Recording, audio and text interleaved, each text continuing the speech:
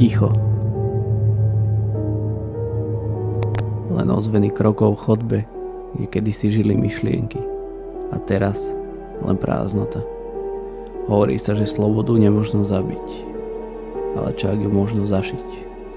Ako ústa tých, ktorí nimi kedysi rozprávali. V tejto časti kroniky Temnoty sa ponoríme do miesta, kde sa sny stávajú diagnózou a ľudia pokusmi.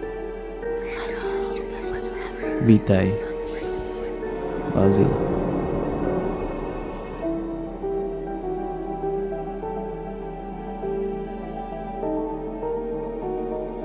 Serenity počula ozveny vlastných krokov, ktoré sa niesli prázdnou chodbou.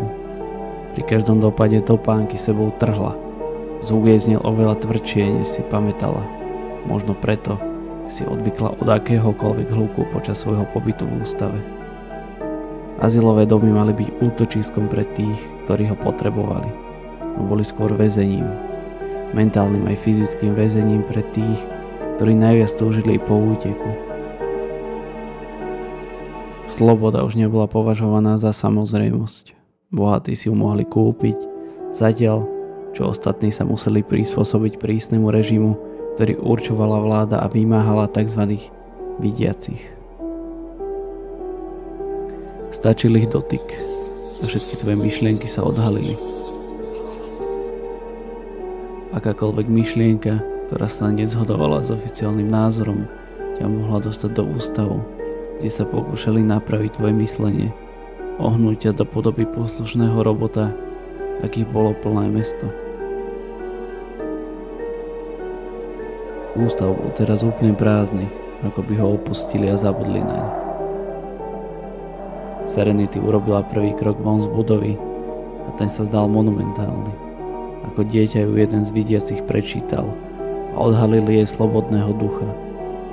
Odporúčil, aby ju zavreli skôr, než sa jej mysel rozbehne. Myšlienka, ktorá ju prezradila, bola obraz lietajúceho vtáka, rozťahujúceho krídla, znášajúceho sa na prúde vetra. Tento jediný obraz bol symbolom všetkého, čo sa vláda snažila potlačiť.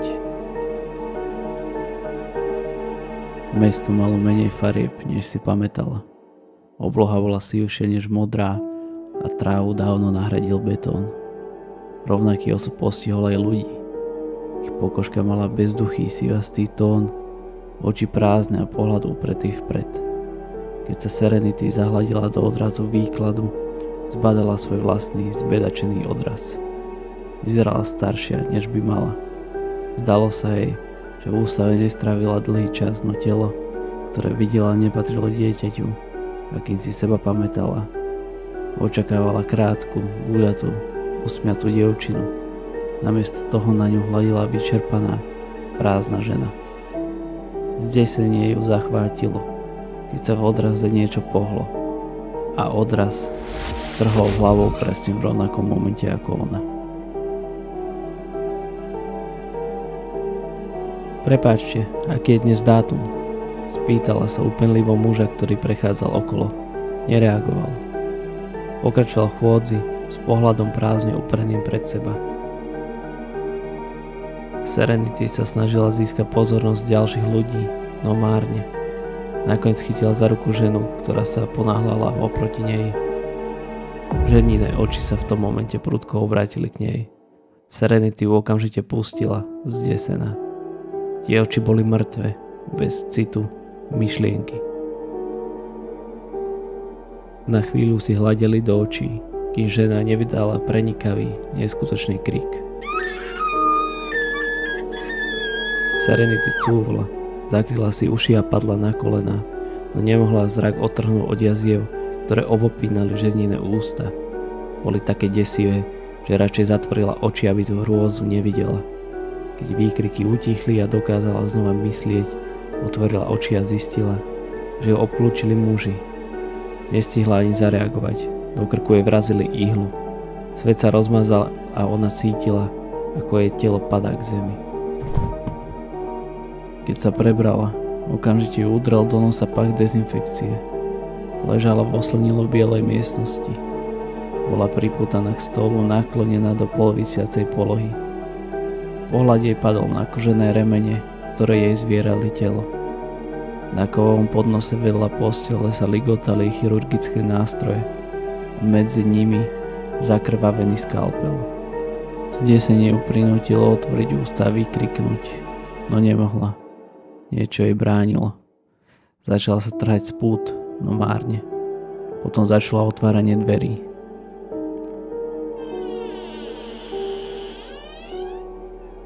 Aha, už si hore, ozval sa hlas spoza nej. Škoda, že som zabudol postaviť zrkadlo, aby si mohla pozrieť, ako sa mi darí. Ale nevadí, nechcem, aby si bola v procese hlučná, to by len zdržovalo. Muž sa pohol a postavil zrkadlo vedľa nej. Serenity sa doň pozrela a zmrzla hrôzou. Jej ústa boli zašité, krv zasychala okolo jaziev. Srdce jej zovrela čistá panika. Tak veľmi sa ti to páči, že si stratila reč, čo? Zasmial sa muž.